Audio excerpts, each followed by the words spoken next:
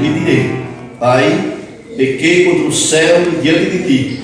Já não sou digno de ser chamado teu filho. Trata-me como um dos teus trabalhadores. E, levantando-se, foi para o pai. Vinha ele ainda longe quando seu pai o avistou e, compadecido dele, correndo, o abraçou e o beijou. A palavra pródigo significa gastador, aquele que gasta. E foi isso que aconteceu com aquele jovem.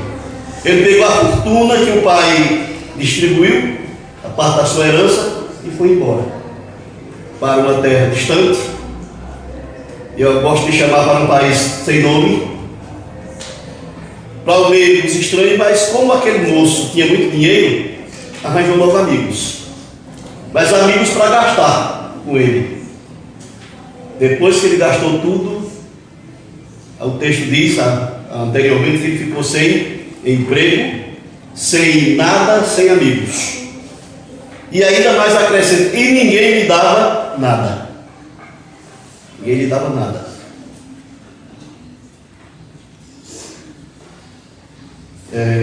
Lembro-me de um caso que aconteceu comigo em 1963. E eu fui trabalhar numa cidadezinha de Alagoas chamada Carneiros. Fica bem pertinho, a 7, 8 quilômetros do Rio de São Francisco. Pertinho. E passei o primeiro dia, o segundo dia, o terceiro dia, a pessoa que ficou hospedada na casa disse: eu não vou poder mais me hospedar.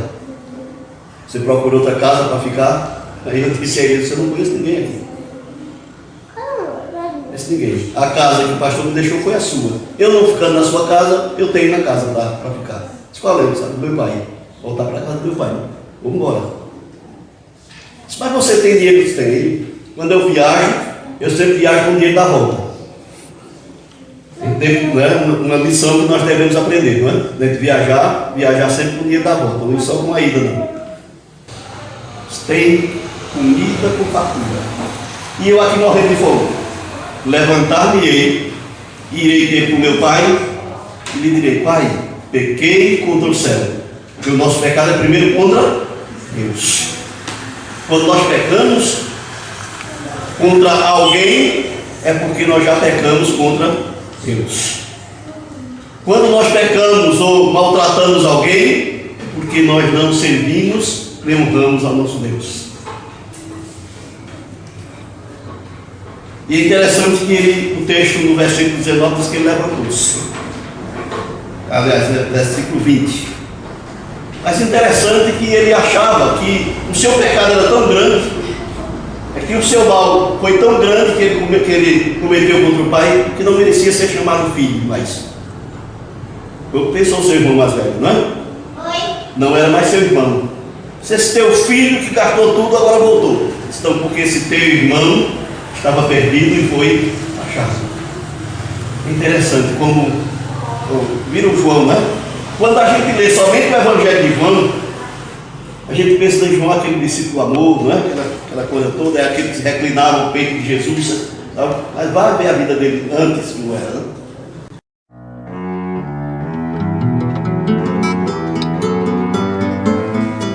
É que aquele moço não quis ficar no estado de miséria que ele estava. Essa é a primeira lição. Não é possível a um ser que pensa, a um ser que raciocina, ficar na miséria a vida toda. Não voltar. Eu conheço alguns aqui da igreja que nunca voltaram. Não é? Nunca voltaram. Saíram e foram embora. Nunca voltaram mais. Se saíram, um dia lá no meio dos porcos, eles podem se lembrar. Antônio conheceu bem o reverendo Almir Soares. Ele dizia que o único animal que não vê o céu é o porco. Sabe disso, né? As orelhas do porco cobrem os olhos, ele não olha para cima, ele só olha para baixo. Ele diz: por isso ele só vive fuçando lama. Só vive fuçando lama. que aquele moço decidiu, mas não ficou só na decisão, ele foi. Ele levantou-se e foi. Tem um escritor chamado José de Castro, que faleceu há uns 2 anos passados. Ele disse que ninguém começa uma viagem sem dar o primeiro passo. Ninguém começa uma viagem sem dar o primeiro passo.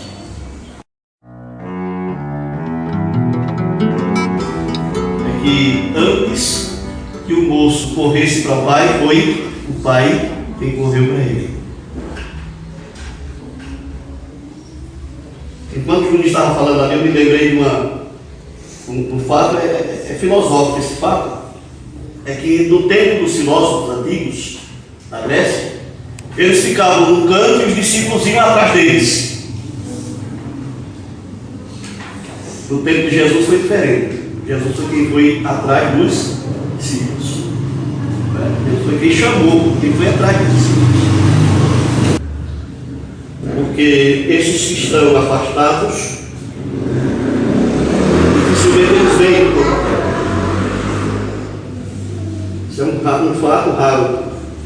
É de um jovem que gastou tudo, voltar para casa agora. Aquele que saiu com cabelos, que saiu com roupa bonita, roupa nova, que saiu com sapatos novos, sandálias novas nos pés, cabelo bem cortado, barba bem feita, agora volta. Cabelo esfregados, roupa rasgada, pé no chão, até o anel, que era, naquela época, o povo rico tinha um anel, chamava o anel de príncipe, que o pai dava ao jovem quando ele ficava em idade adulta.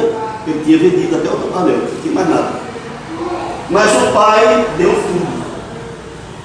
Então, quando aquele jovem vinha longe ainda, bem longe, o pai disse que o pai correu. Eu não sei qual era a idade dele, mas eu sempre dá força para aquele. Isaías diz que aquele que confia no Senhor, que as suas forças são renovadas. Até correm e não se cansam. Andam e não se fatigam. Voam com asas, como águia. É interessante que o versículo anterior diz assim: os jovens andam e se cansam, mas os que confiam, quer dizer, quem não confia em Deus, mesmo jovem anda cansado. O velho diz, o velho pai, usando essa expressão, o velho pai diz: ele estava perdido, foi achado. Estava morto e reviveu. Por isso, justificando ao filho mais velho, por isso nós devíamos nos alegrar.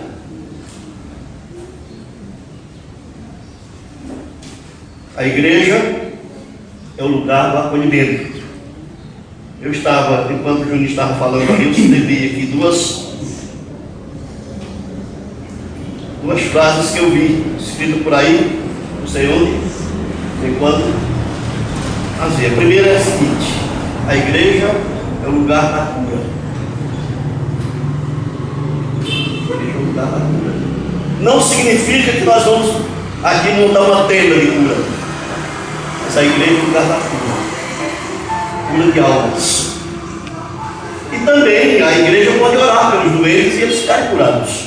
Tiago diz isso na sua carta. A segunda frase: a igreja é o exército que não pode abandonar os seus feridos.